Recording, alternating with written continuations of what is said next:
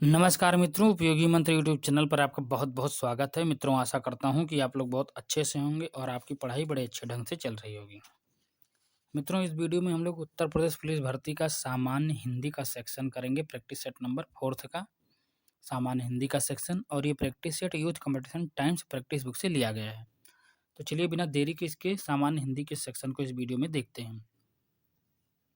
तो इसमें प्रश्न है, नीचे लिखे शब्दों का वह जोड़ा चुनिए जो एक दूसरे के विलोम ना हो। यानी कि 3 विलोम हैं। तो इसमें गुण का विलोम अवगुण होता है, देव का दानव होता है, तरल का ठोस होता है, लेकिन सम्मान का आज्ञा नहीं होगा। सम्मान का अपमान होगा और आज्ञा का अवज्ञा। तो ऑप्शन नंबर सी सही है। अगला प्रश्न देखते हैं। जय, पराजय, सार्थक, निरर्थक, पतन और उन्नत, ये तो एक दूसरे के विलोम हैं, लेकिन धर्म और पुण्य एक दूसरे के विलोम नहीं है। धर्म का अधर्म होगा, पुण्य का पाप होगा। तो ऑप्शन नंबर डी सही हो जाएगा। अगला प्रश्न देखते हैं।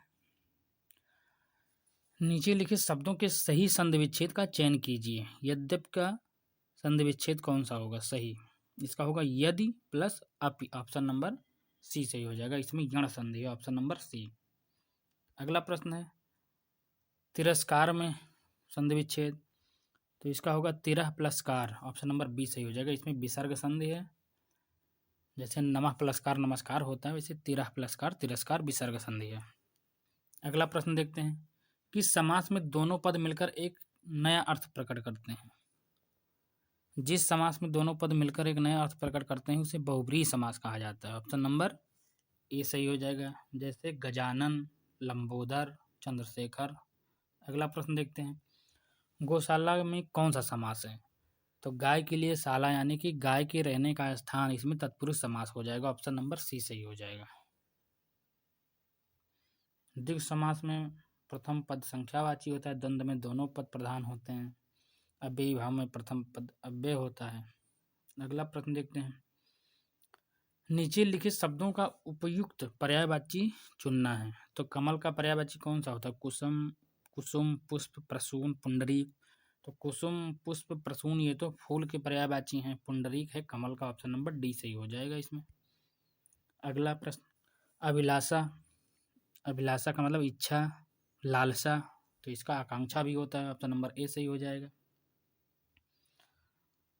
अगला प्रश्न देखते हैं।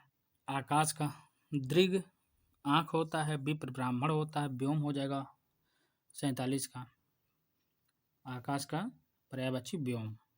अगला प्रश्न देखते हैं। निम्नलिखित मुहावरों लोकोक्तियों के लिए उचित विकल्प चुनना है।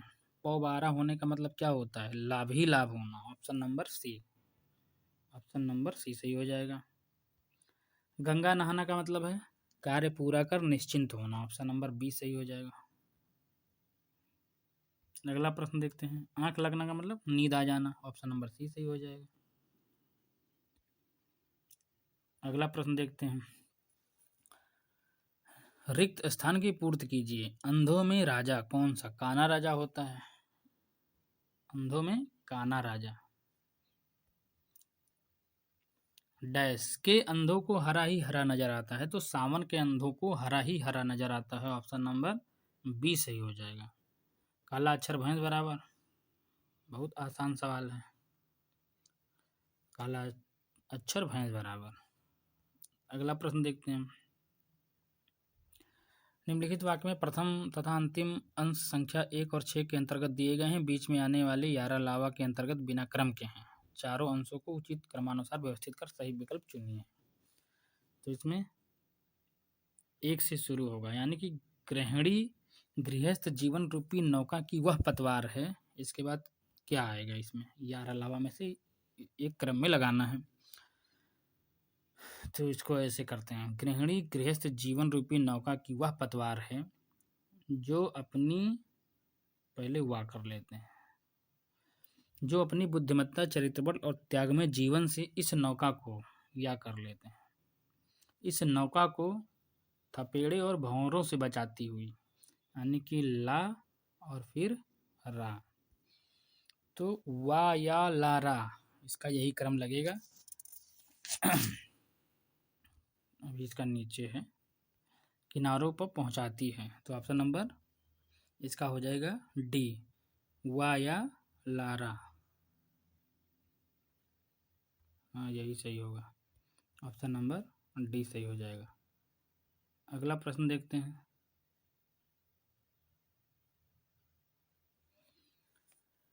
निम्नलिखित वाक्य त्रुटिपूर्ण अथवा त्रुटिहीन है।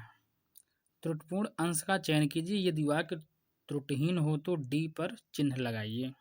मेरा भाई जिसका शादी कल है, देखो जिसका होगा नहीं, मेरा भाई जिसकी शादी कल है, तो यही गलत है, ऑप्शन नंबर बी। अगला प्रश्न देखते हैं। इधर आजकल मौसम की वर्षा हो रही है, तो इसमें जो है आजकल की क्या जरूरत है। इधर मौसम की वर्षा हो रही है, यही सही है।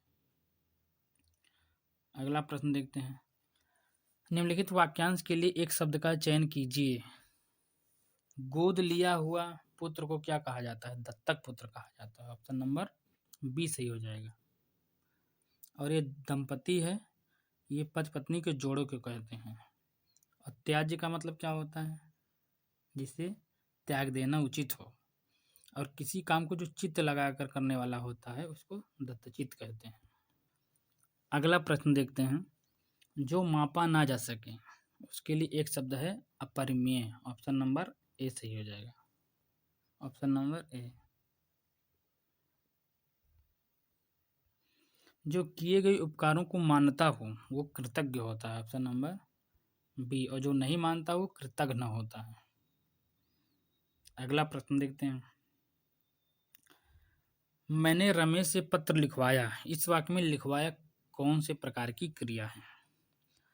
मैंने रमेश से पत्र लिखवाया, इस वाक्य में लिखवाया जो है ये प्रेरणार्थक क्रिया है।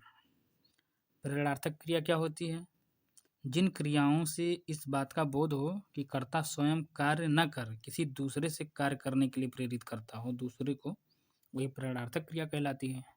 तो इसमें रमेश ने पत्र लिखवाया है किसी दूसरे से, तो ऑप्शन नंबर सी सही हो जाएगा। अगला प्रश्न देखते हैं। कवि मलिक मोहम्मद जायसी द्वारा रचित पद्मावत की भाषा क्या है, तो ये अवधी में लिखा है। ऑप्शन नंबर बी सही हो जाएगा। Option number B. अगला प्रश्न देखते हैं। दिग्दर्शन का संधि विच्छेद होगा, इसका होगा दिक प्लस दर्शन। ऑप्शन नंबर डी सही हो जाएगा, इसमें व्यंजन संधि है। Option number D. अगला प्रश्न देखते हैं। वृक्ष से पत्ते गिरते हैं, इस वाक्य में कौन सा कारक है। कारक जो है आप लोगों ने पढ़ा होगा, तो इसमें जहाँ अलग होने की बात आती है वहाँ अपादान कारक होता है, किसी चीज़ से अलग होना। तो पेड़ से ये पत्ते जो है अलग हो रहे हैं, गिरने का मतलब पेड़ से अलग हो रहे हैं, तो अलगाव की स्थिति में अपादान होता है। ऑप्शन नंबर ए लग जाएगा। कर्ता ने होता है, कर्म को होता है, करण से के द्वारा होता है, आप लोगों ने पढ़ा ही होगा। अगला प्रश्न देखते हैं। निम्नलिखित में असमार्थक शब्द का चयन कीजिए। पीड़ा, संकट, व्यथा, दर्द। तो ये पीड़ा, व्यथा, दर्द ये तो तीनों जो है समानार्थी हैं, लेकिन संकट जो है अलग है, तो ऑप्शन नंबर बी सही हो जाएगा। Option number B. अगला प्रश्न देखते हैं। स्नेह, अनुराग, द्वेष और प्रीति, इसमें जो है स्नेह, अनुराग और प्रीति ये समानार्थक हैं, लेकिन द्वेष जो है ये अलग है, तो इसका ऑप्शन नंबर सी सही हो जाएगा। अगला प्रश्न देखते हैं। जन्म, मृत्यु, उगना, उत्पादन। तो जन्म है, उगना है, उत्पादन है, ये तीनों समानार्थक में आ जाएंगे, लेकिन मृत्यु बिल्कुल अलग हो जाएगा। अगला प्रश्न देखते हैं। निम्नलिखित वाक्यों में शुद्ध वाक्य का चयन कीजिए। तो भारत में अनेक जातियां हैं, ऑप्शन नंबर सी सही है। Option number C. अगला प्रश्न देखते हैं। निम्नलिखित में से कौन सा रस है, चयन कीजिए। निस्दिन बरसत नयन हमारे, इसमें जो है श्रृंगार रस है, लेकिन इसमें श्रृंगार रस का वियोग श्रृंगार है। ऑप्शन नंबर सी सही हो जाएगा। Option number C. अगला प्रश्न। मेरो तो गिरधर गोपाल दूसरो न कोय, जाके सिर मोर मुकुट मेरो पत सोय, इसमें भी श्रृंगार रस है। ऑप्शन नंबर बी सही है। Option number B. अगला प्रश्न देखते हैं। अब ये गद्यांश से संबंधित है। इस गद्यांश को आप लोग वीडियो रोक करके कायदे से पढ़िए और इसके उत्तर को दीजिए। मैं इसके उत्तर को डायरेक्ट बता दे रहा हूँ। कालिदास ने प्रकृत वर्णन का आधार है, कालिदास के प्रकृत वर्णन का आधार है उसकी मनोहरता। ऑप्शन नंबर बी सही हो जाएगा, ऑप्शन नंबर बी। सौंदर्य की परख की जाती है किसके आधार पर? तो मनोहरता के आधार पर। ऑप्शन नंबर डी हो जाएगा, ऑप्शन नंबर डी। उपर्युक्त गद्यांश का शीर्षक है, तो गद्यांश का शीर्षक क्या है? साहित्य और सौंदर्य। ऑप्शन नंबर ए, साहित्य और सौंदर्य। अगला प्रश्न देखते हैं। हिंदी भाषा किस लिपि में लिखी जाती है? तो हिंदी भाषा देवनागरी लिपि में लिखी जाती है। ऑप्शन नंबर सी सही हो जाएगा। अगला प्रश्न है, हिंदी दिवस किस तिथि को मनाया जाता है? तो हिंदी दिवस 14 सितंबर को मनाया जाता है। ऑप्शन नंबर सी सही हो जाएगा। 14 सितंबर 1949 को हिंदी को राजभाषा का दर्जा दिया गया था, इसी नाते ये मनाया जाता है।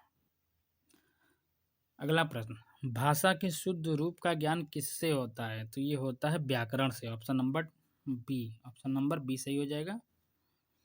ये आपके प्रश्न कंप्लीट हुए। वीडियो देखने के लिए धन्यवाद।